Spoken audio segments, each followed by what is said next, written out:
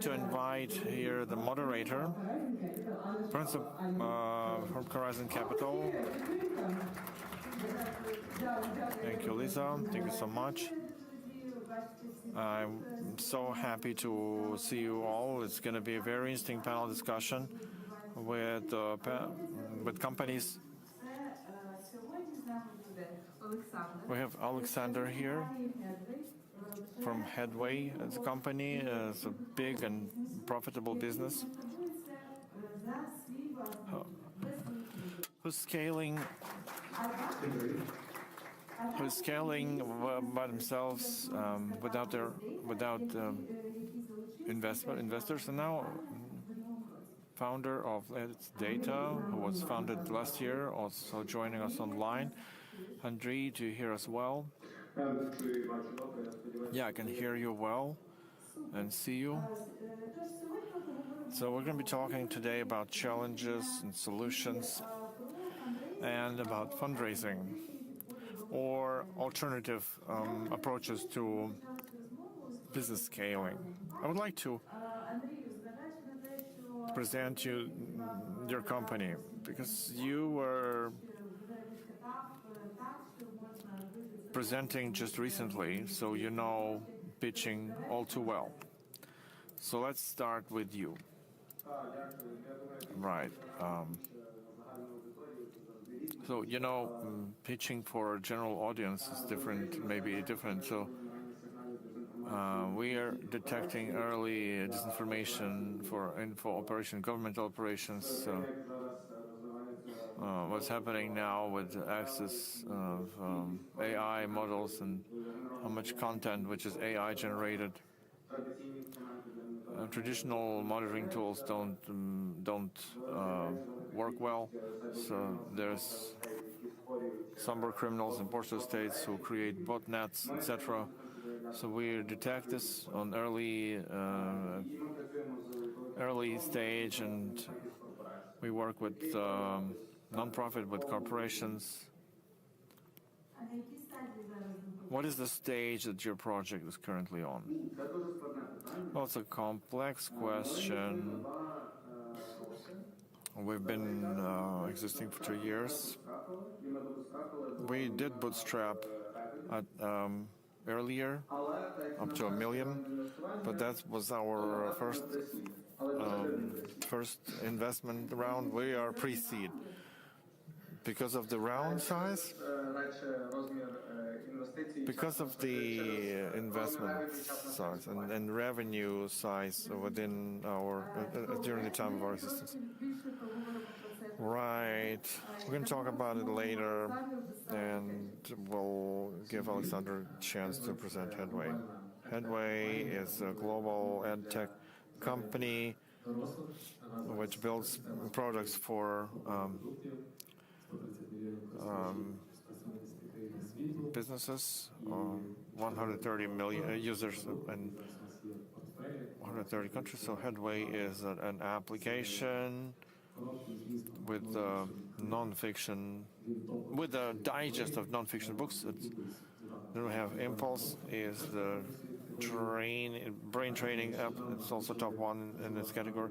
We also started designing R&D innovations, and Nibble, as part of this category, is an application with a wide scope of knowledge that you can learn through small skill lessons, and also social skills trainer. As far as I understand, your story is not about bootstrap in particular, because you were existing within the Genesis ecosystem. So what about venture building? Yeah, Genesis is a unique place to launch a business, and maybe I wasn't there involved in launching on the first stage, but from what I see, because I was lucky to work on the early stage of Headway, and also work in the management team of Genesis. And so it was an exposure for different companies who were launching here, and I was working with different founders. So Genesis gives you a unique opportunity to have your business and also to build a business around the product that you want, not focus on back office or build partnerships with big players on this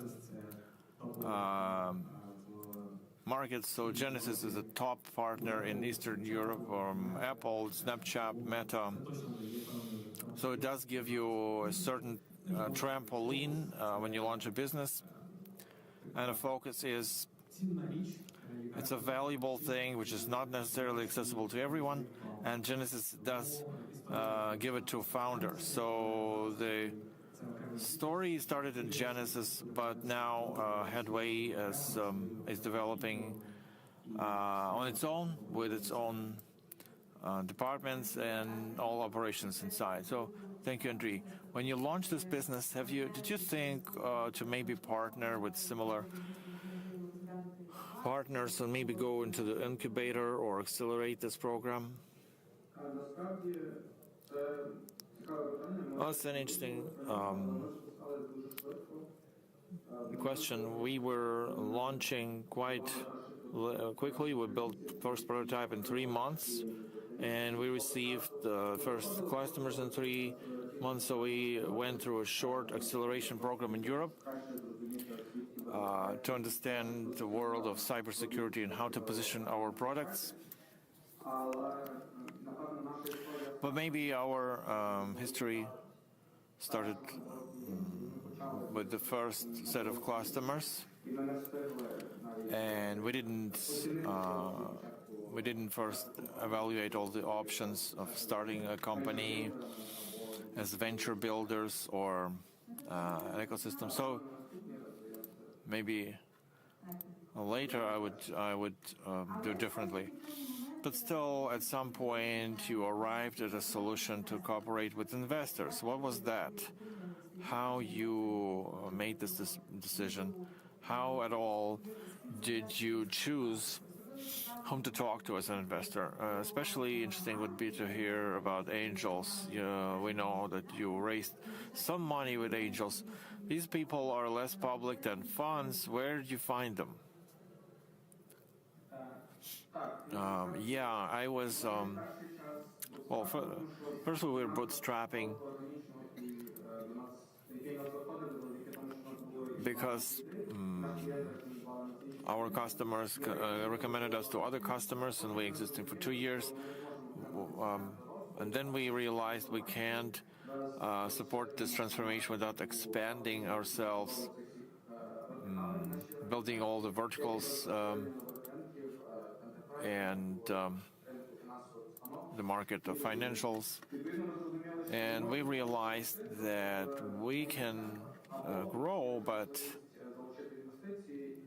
we can attract investments through specific growth. And so then we started strategic investors, working with strategic investors, and we have, with each one of them, we have the story why we started working with them. 1991 is one of them. It's about a big market in UK. For small, it's a focus on starters, and we are in Europe and the States with them. For them, it's a focus on enterprise. As for angels, it's an interesting story. We worked with angels on our mission. They were interested in our work, in the battling disinformation, and we worked with social project. And then we were interested in our projects. They're also co-founders. And so then they invested and started doing the working with institutional funds. So in our case, angels were less rational. It's more values and mission of the companies to be relevant in this market. And I think for those who try to attract investments, it's also a great strategy to find people. Was it quite easy to have funds from angels, much faster, yes. So that can be after 30-minute meeting. The only thing is that with angels, it's important to have an introduction. Those angels that we got from other angels, they were closing 30 minutes before end of the meeting. Just talking and understanding that the founder team understands that no, it's well, it sounds good for different startups. So, Alexander, when you hear that, maybe it was better to raise investments instead of doing bootstrapping. When I hear something like that, it's terrible because we had a different story completely. We did bootstrap, but we are building our relations with the fund, and our story is not 30 minutes. We started doing first contacts back in 2021. The market was super hot. Everybody was investing. Everybody was ready to talk, and I absolutely didn't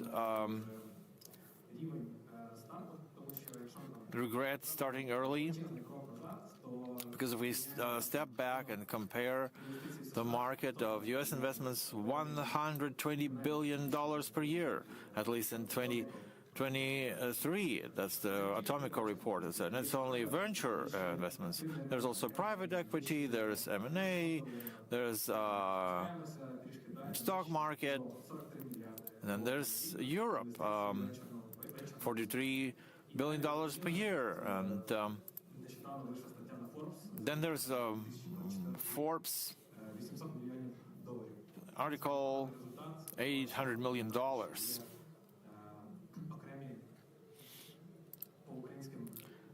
And there are also mega rounds, 200 million, that take 200 out of that 600, so we are left with $600 million. And it's not that much, considering how many companies are built in Ukraine. We would like to have more.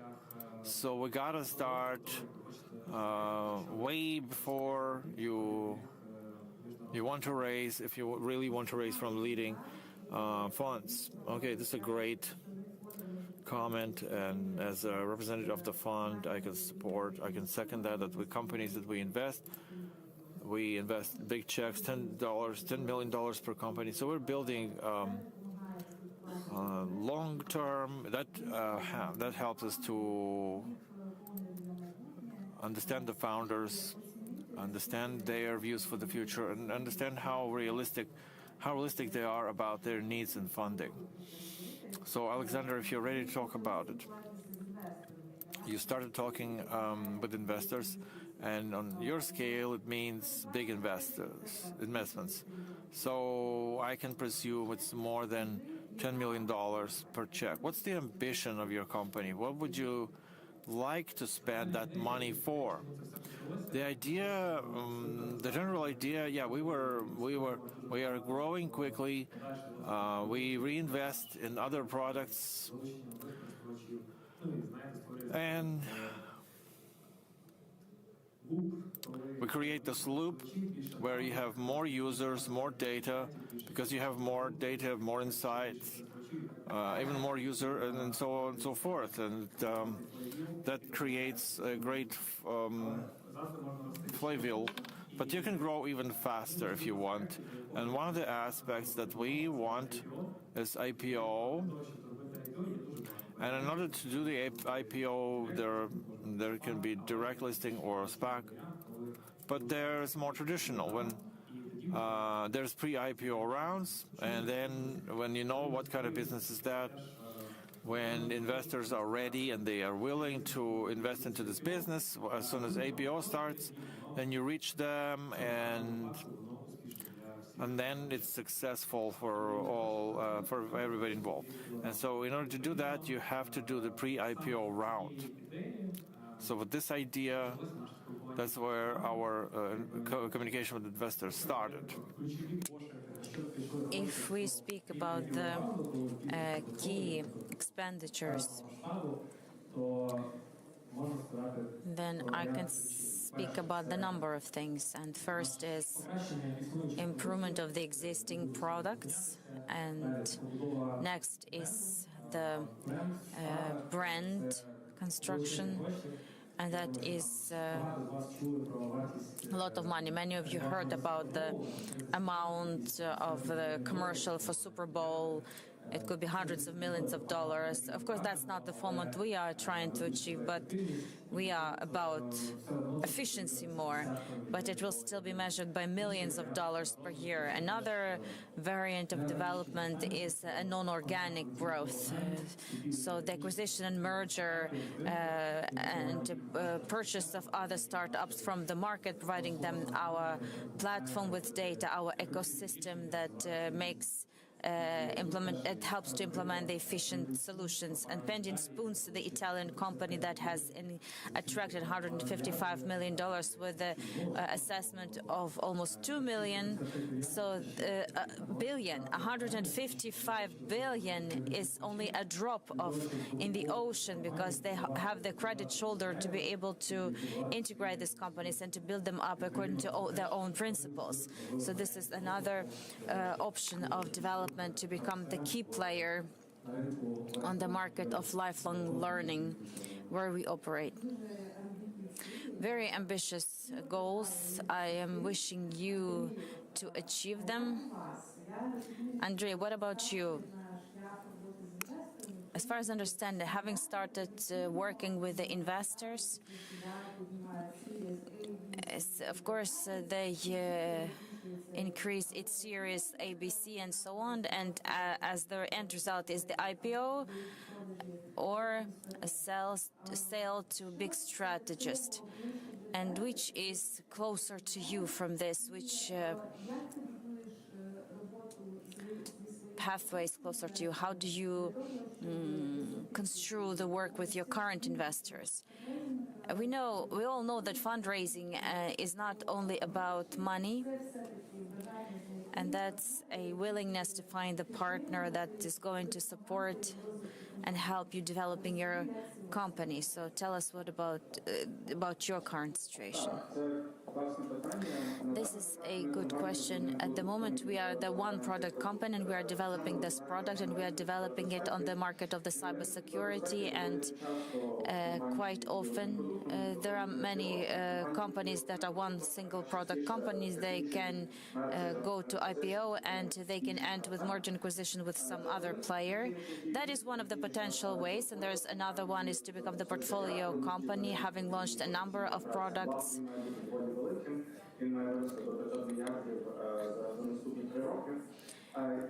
And then to move for IPO.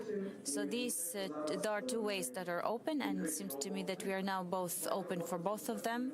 As for the work with the current investors, the most important thing is to attract them. We keep in touch with them constantly, and yesterday I made the latest update and the most.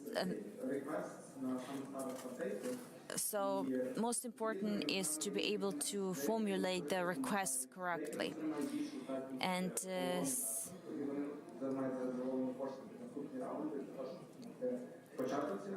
they help to start the rounds by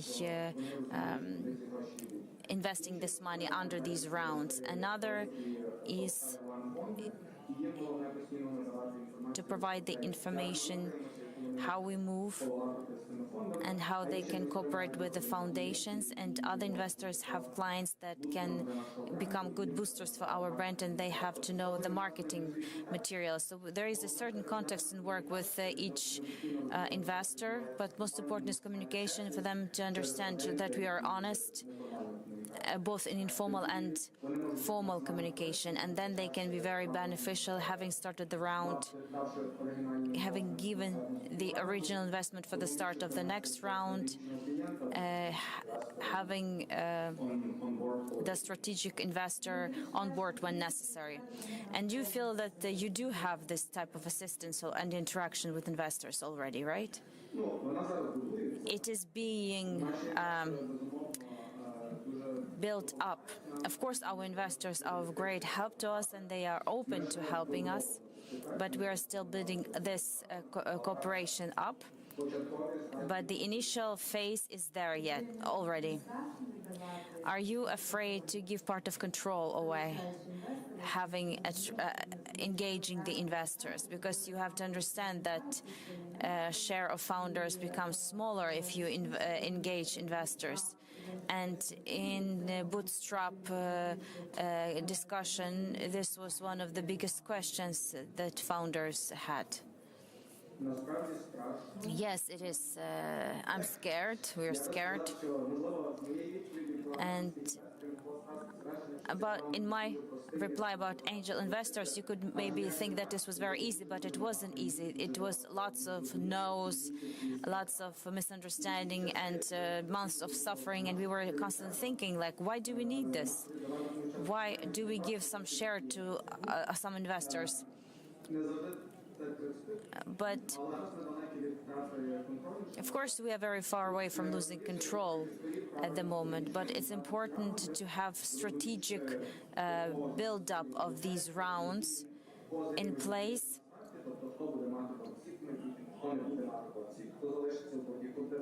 And we are to already discuss this in advance, who's going to be in the board before and after the rounds. So all of these things are to be negotiated, and they start to stay confident, but the most important thing is to have the same vision for the development of the company, then you will not have a conflict. So I think the big mistake was to take investors who have a completely different vision of the development of the company, because that can cause many conflicts afterwards. Okay, thank you for being honest. Actually, that's why people come to these conferences, to get these insights that you're providing us. Sasha, the question for you is, given that you have communicated with investors as well, and at the same time having a non-standard story in the eyes of these investors, because the typical American fund sees this gradual race of different rounds from those investors. They have had drinks at some bar, and then the company from Ukraine arrives, a big company, a profitable company with IPO plans that they are not familiar with. So how did your communication take place? I agree with what Andriy has said, and everything he mentioned was very relevant. As for our beginning in communication, I recently have read the letters back from 2021, but it all began. And frankly speaking, I imagined it in a different way in retrospective, because our confidence of the memory doesn't correlate with the correctness of this memory. So based on this factual data, we had a start of our communication with intro for friendly funds via ecosystem of Genesis, via friends of Genesis. We got different warm introductions for funds, and this was a beta test of communication with funds.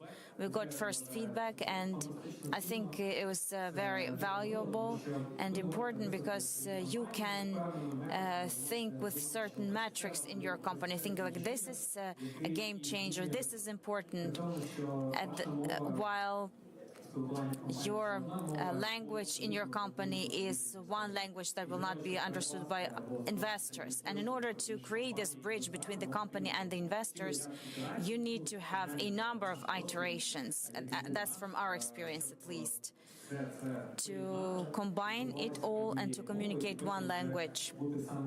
And then to become those people, these funds would go for drinks, but not just somebody arriving from abroad and was asking for something, or maybe selling as an Avon or Oriflame agent who knocked on your door.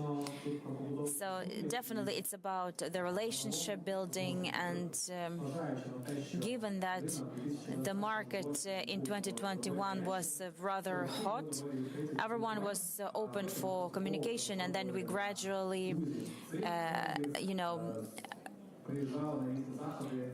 We contacted the friends of these funds that were relevant for our scale, and then we would get acquainted with the funds. And a spoiler is that the essence of any event like this is inside events where you get invited either by your friends or some acquaintances. I guess that is the most important part, is to do networking. And it's cool when you come and you do not sell, but people show interest in you, and then you send them the updates, and as Vasil often says, you get not one picture but the movie consisting of many shots, and there is a belief that since you managed to perform in the past, you will still keep on perform, and that niche that you hold is a perspective to be invested in. Yes, I would like to confirm that all relations are important in any industry, and Headway had the time in many years to undergo this path and to build it. And Andriy, as far as I understand, that you had the round very recently when the situation in the investment market was a completely different one, and plus the situation with the war in Ukraine. Tell us, what were the biggest challenges for you during fundraising? Our biggest challenges were that we were on a new market, or the market that is being formed, and many investors didn't even shape their understanding about the market of information or how to invest in it. So we had to do a lot of educational work, and many investors chose us because the market was not very clear. And second of all, as for Ukraine, we had to learn to show to investors very fast that we are resilient, that we can provide stable work during the war, telling them that we have a completely autonomous office where the team can work. And this was a checkbox for them, that we don't stop working. And realistically, it's a disadvantage, but to overcome this, what we could use was to turn any disadvantage by track. And as for the relations, it did take some time, but I think that all best connections were made via exit founders or their LP. But the best, if you have somebody who believes in you, who made some exit or was the successful case of this fund, and then there will be a completely different attitude to you. That is 2/3 already of work. Great. But I would say that the conditions on the market were rather complex. And when we began our fundraising, we were only thinking it initially. We were inspired by what we had in 2021.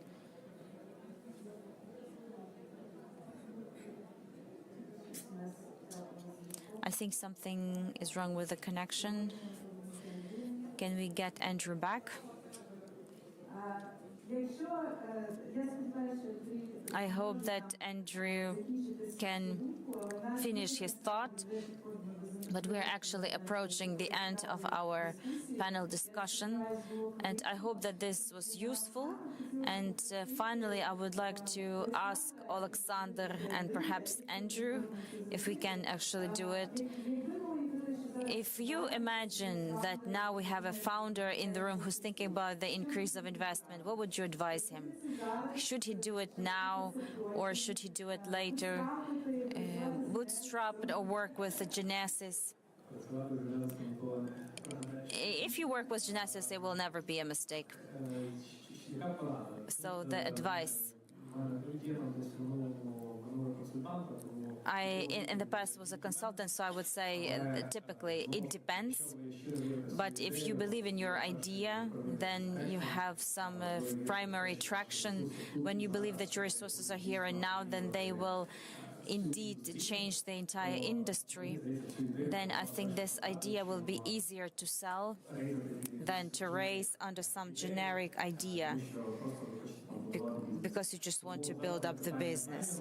So the timing is very important. To guess the market is difficult, but if you do not have the need, so when there's a drop after high indicators as we had in 2021, then you shouldn't. Now we see that the market starts reviving again, and we see a number of very interesting agreements, and perhaps we'll even see this IPLO market improving, but it depends upon the dynamics in the investment in startups. If you have AI startup or startup with AI agents, then I guess it's high time to raise. Andriy, there was a question about whether you would recommend now founders who are thinking about fundraising to do this. I think it depends on the industry. And in the sphere of AI, I suppose, I see that we all agree that AI startups have to increase investment now. Thank you so much. Thank you for your insights. I was very interested to listen to such two different stories, and I hope our audience also enjoyed it. The obvious answer is that there is no option that's suitable for all, and I hope that our today's discussion will help you a little bit to realize what suits you best. Thank you.